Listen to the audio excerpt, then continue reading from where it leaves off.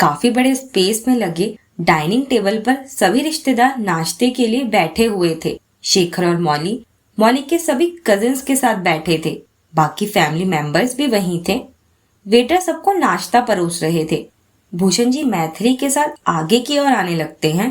सबके बीच आते ही भूमि जी और बाकी सब मैथिली से उसके घाव के बारे में पूछते हैं तो वो बस मुस्कुराते हुए अब घाव ठीक है कह देती है और भूषण जी के साथ आकर बैठ जाती है।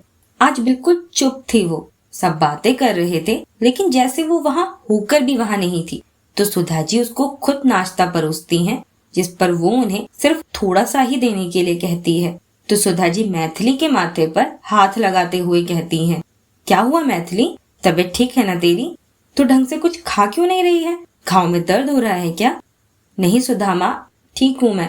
वो भी गर्मी से आई हूँ ना तो मन नहीं कर रहा खाने का और थोड़ा सिर भी दुख रहा है तो अभी इतनी ही भूख है। तुझे किसने कहा था इतनी गर्मी में बाहर जाने के लिए? अच्छा जितना मन है उतना खा ले और ये शरबत पी, इससे तुझे गर्मी से राहत मिलेगी। और फिर शेखर ने तुझे जो दवा दी है वो खा लेना और कुछ देर आराम करना। जिस पर मैथिली बस मुस्कुराते हुए हाँ में सिर हिला देती है लेकिन उसकी नजरें अपने फोन पर ही थी। मैथिली जल्दी जल्दी नाश्ता कर बस अपना फोन उठा वहां से सीधा अपने कमरे की ओर आ जाती है और कोई ध्यान दे भी नहीं पाता कि वो वहां से उठकर चली गई है। नाश्ते के तुरंत बाद मौली और शेखर को कुछ रस्मों के लिए हॉल में ले जाया गया था जिसमें लगन भात जैसी कुछ अपनी रस्में थी। सारे ही रिश्तेदार हॉल में आ गए थे। दोनों परिवार ये रस्में पूरी कर रहे थे और सब इसमें इतना उलझे हुए थे कि कोई ये ध्यान दे ही नहीं पाता कि मैथिली यहाँ नहीं है। और भूषण जी भी ये कोशिश कर रहे थे लेकिन माला काकी वहां रखे हर सामान को बहुत गौर से देख रही थी कि तभी वो भूषण जी से कहती हैं, भूषण सामान तो बड़ा चोखो दियो है। बींदनी के घर वालों ने हर चीज 100 बढ़कर एक सारे सामान से दिख रही है कि क्या शान है। ऐसा सामान आज तक किसी के ब्याह में ना देखूं मैंने। जीजी वो जो दे रहे हैं मेरी उसमें कोई मांग नहीं थी, ना मुझे लेन देन पसंद है। वो बेटी दे रहे हैं अपनी तो ये सामान से ज्यादा उसके गुण देखो। उनके दिए सामान से ज्यादा अगर आप मौली की तारीफ करते तो ये ज्यादा अच्छा होता। और वो जो दे रहे हैं अपनी बेटी और दामाद को दे रहे हैं। थारी एक किताबा वाली बात थारी किताबों तक ही ठीक है। समाज में रहनो है तो यही जिसको तू दिखावो कह रही हो है ना वही समाज को सच है। ये बात बींदनी के मायके वाले भी जानते हैं कि समाज में लेन देन जरूरी है, वरना कल उन्हें ही सब ताना मारेंगे कि बेटी को खाली हाथ विदो कर दो। जैसे तू सीता को ले आया था जिसके ना माँ बाप को शर्म रही ना समाज का डर रहे हो। तन्ने हाथ जोड़े तो उन्होंने भी खाली हाथ ही अपनी छोरी विदा कर दी। जाने कैसे बेशरम लोग थे। और तुम्हारी पसंद से जब सुधा बींदनी आई तो कितना भर भर कर सामान लाई कि लोग देख तो रह गयो। ये हो वह परिवार की समझ थारी सीता के मायके जैसो ना। लेकिन ये बात भूषण जी के गुस्से को 7वें आसमान में पहुंचा गई थी। लेकिन यहाँ उन्हें अपने गुस्से को काबू रखना था। पर फिर भी वो माला काकी से कहते हैं, जीजी आपकी बातें ना कलेजा चीर देती हैं। सीता क्या अपने साथ लाई थी और क्या अपने बच्चों को देकर गई है वो आपकी सोच से भी परे है। और उसके परिवार ने उसे क्या दिया है ये आप कभी सोच भी नहीं सकती। वो गुरूर थी मेरा। आज चाहे वो हमारे बीच नहीं है लेकिन सीता के बारे में आपकी हमेशा कही ये भद्दी बातें एक दिन आपका और मेरा रिश्ता खत्म ना कर जाएं और मैं हर लिहाज ना भूल जाऊं। इज्जत करता हूं मैं आपकी। आप बड़ी हैं लेकिन बड़े अगर हद पार कर दे तो सब बर्बाद ही होता है। और सुधा से भी शादी मैंने आपके कहने पर ही की थी। सुधा बहुत अच्छी है, मेरे परिवार को संभाला है उसने, मेरी बच्ची को माँ का प्यार दिया है। लेकिन सीता की जगह ना मैंने आज तक किसी को दी है और ना कभी दे सकता हूँ। बाकी जिस दिन आपकी तरह मैं बोलने पर आ गया तो ना आप सुन पाएंगी ना सह पाएंगी। और सुधा जो अपने साथ लाई उस पर भी मैंने अपना हक नहीं जताया जो उसी का है और आगे कुणाल और उसकी बीवी का होगा। बाकी आगे सीता के बारे में कही कोई भी बात मेरे सब्र को तोड़ जाएगी। इतना कह भूषण जी गुस्से से माला काकी के पास से उठकर चले जाते हैं। लेकिन भूषण जी की कही बात काकी के चेहरे पर कुछ अजीब से भाव दे गई थी कि तभी कुछ सोच अब काकी सुधा जी के पास आकर उनका हाथ पकड़ उन्हें बाहर की ओर ले जाने लगती हैं। तो सुधा जी उनसे अपना हाथ छुड़वाते हुए कहती हैं, जीजी क्या कर रही हो और मुझे इस तरह बाहर क्यों लाई? अंदर रस्म अभी चल रही है। अरे बावरी, रस्म चलती रहेंगी, तू पहले हमारी बात सुन। ये भूषण तो बावला हो गया है, पर तू थोड़ी बुद्धि का इस्तेमाल कर। भारे शेखर की बींदनी जैसे ही घर आएगी तो उसको अपने साथ ही राखियो। ये कबूतरी का साथ या उसकी संगत में ना जान दियो। अगर बींदनी पर वो सीता की बेटी का असर हो गयो तो थारा सारा घर नाश कर देगी। वो कबूतरी दूसरी सीता है, बेशरम और बदतमीज। बींदनी को उसके साथ ना रहने दियो। उसे अपने साथ अपने जैसी घर जोड़ने वाली बींदनी बनानो है तूने। सीता जैसी बिल्कुल ना बनने दियो उसे, वरना थारा सारा बसा बसाया घर उजाड़ जावेगी वो। पर अब सुधा जी दोबारा उनका पकड़ा माला काकी का हाथ झटकते हुए कहती हैं, बस करो जीजी, ये फूट डालने का काम मत करो। मुझे पता है कि किस तरह गृहस्थी चलानी है अपनी, और मैथिली भी मेरी बेटी है, उसके खिलाफ कुछ नहीं जीजी।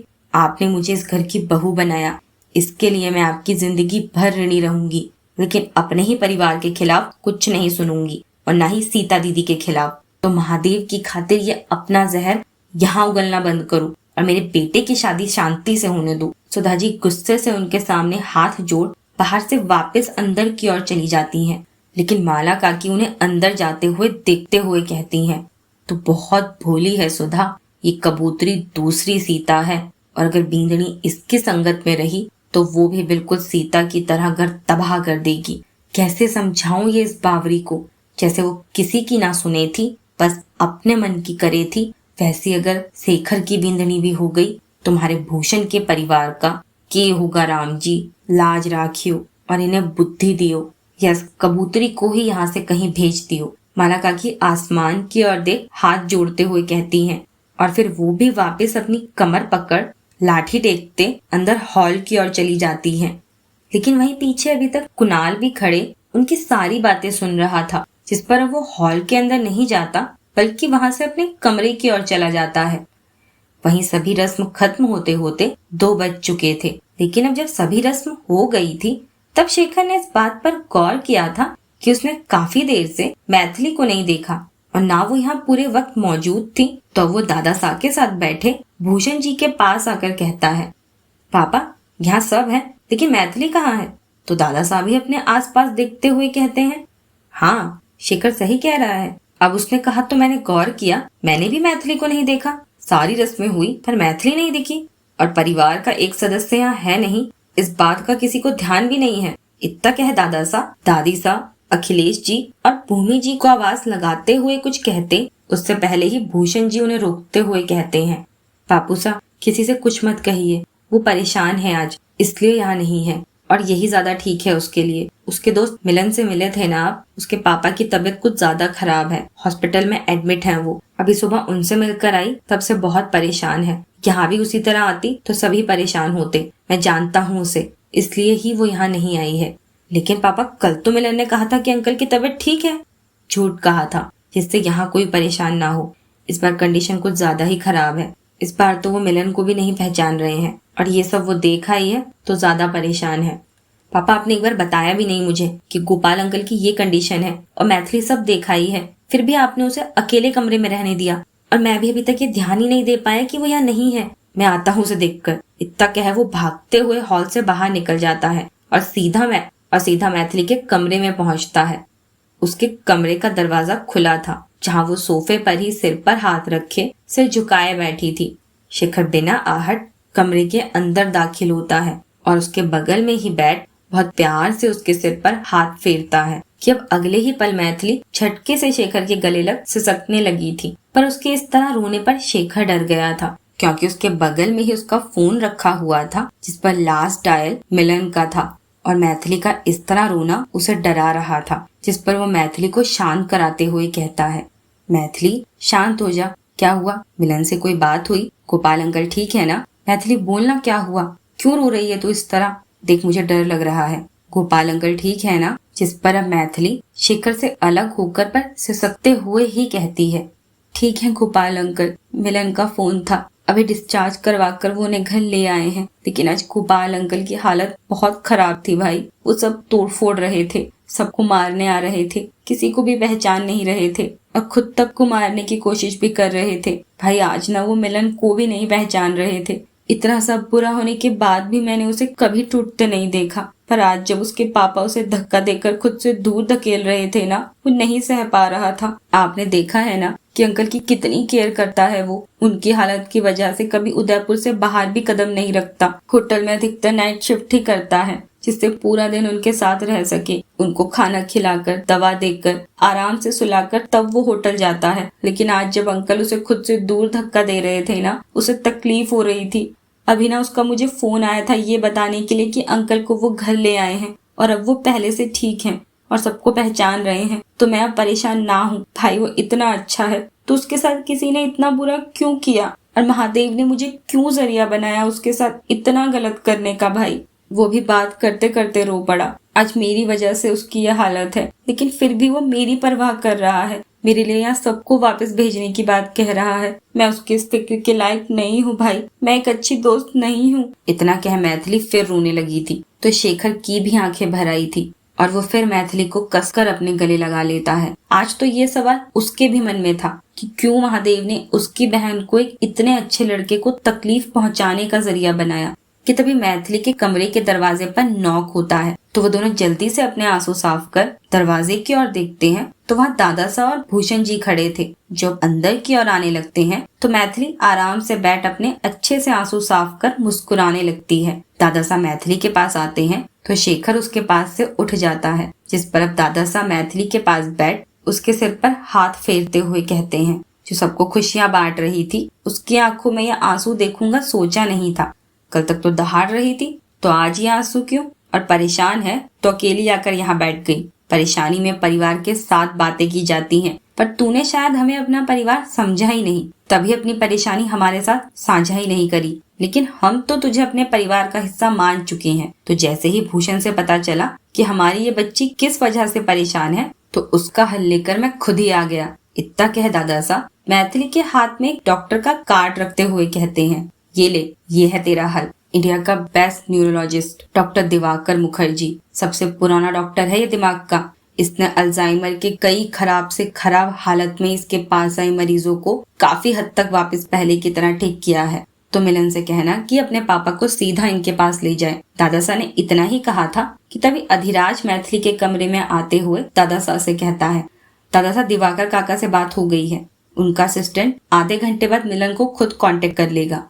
मैथिली आप मिलन का नंबर हमें भेज दीजिए, हम आगे वो फॉरवर्ड कर देंगे, जिससे उनके असिस्टेंट मिलन से डायरेक्ट बात कर लेंगे। अधिराज के कहने पर मैथिली कुछ कहती, उससे पहले ही शेखर दूसरी ओर उसके बगल में बैठ उसके मुंह पर अपना हाथ रख उसके पास से उसका फोन उठाकर मिलन को फोन करता है। तो मिलन उसका फोन उठाते हुए कहता है, हाँ मैथिली बोल।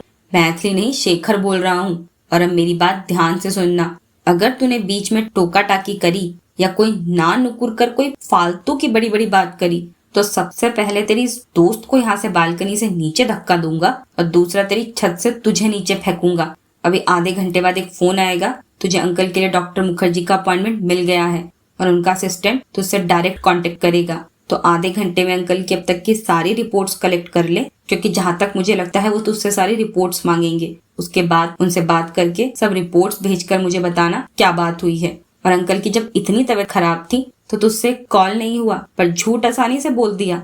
मैथिली अपने मुंह से शेखर का हाथ हटाने की कोशिश कर रही थी, लेकिन शेखर उसे अपनी आंखें दिखाते हुए उसे चुप बैठने के लिए कहता है, सॉरी भाई, अब कल मैं आपको सब बता देता तो कल ही सब भागते हुए यहाँ आ जाते और मैथिली भी वहाँ नहीं रुकती, इसलिए मैंने कुछ नहीं कहा। लेकिन भाई डॉक्टर दिवाकर का अपॉइंटमेंट तो काफी ट्राई करने के बाद भी हमें नहीं मिल रहा था, लेकिन ये अचानक भाई कैसे मिला ये अपॉइंटमेंट, क्योंकि ये इम्पॉसिबल था।